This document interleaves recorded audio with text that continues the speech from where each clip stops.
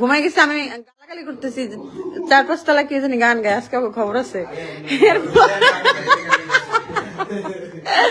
এরপর দেখি ওরা গান গায়।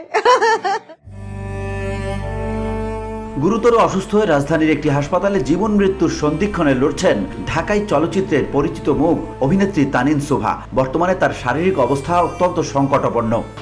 কাসরাম আমার অনেক পছন্দ। হঠাৎ অসুস্থতা বোধ করলে তানিনকে দ্রুত আফতাবনগরের একটি ক্লিনিকে নেওয়া হয়। প্রাথমিক চিকিৎসা শেষে বাসায় ফিরলেও সন্ধ্যার দিকে আবার অসুস্থ হয়ে পড়েন তিনি। পরে তাকে বনশ্রীর ফরাজি হাসপাতালে নেওয়া হয়, যেখানে তাকে আইসিইউতে ভর্তি করা হয়। কিন্তু অবস্থার আরো অবনতি হলে রাতেই তাকে স্থানান্তর করা হয় পপুলার মেডিকেল কলেজ হাসপাতালে। এরপর তাকে লাইফ সাপোর্টে রাখা হয়েছে। এখন আমি আপুকে নিয়ে যাচ্ছি, এফডিসি যাব আগে। এ বিষয়ে তার পরিবারের ঘনিষ্ঠজন জানান, হঠাৎ তানিনের বুকে তীব্র ব্যথা শুরু হয় এবং একাধিকবার বমি করার পর শারীরিক অবস্থার দ্রুত অবনতি ঘটে। পরে চিকিৎসকদের পরামর্শে তাকে দ্রুত লাইফ সাপোর্টে নেওয়া হয়।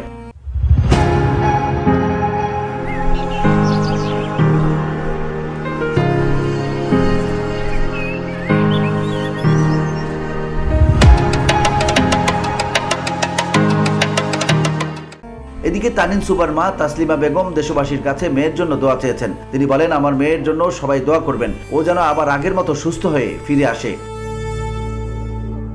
VOD Bangla news desk.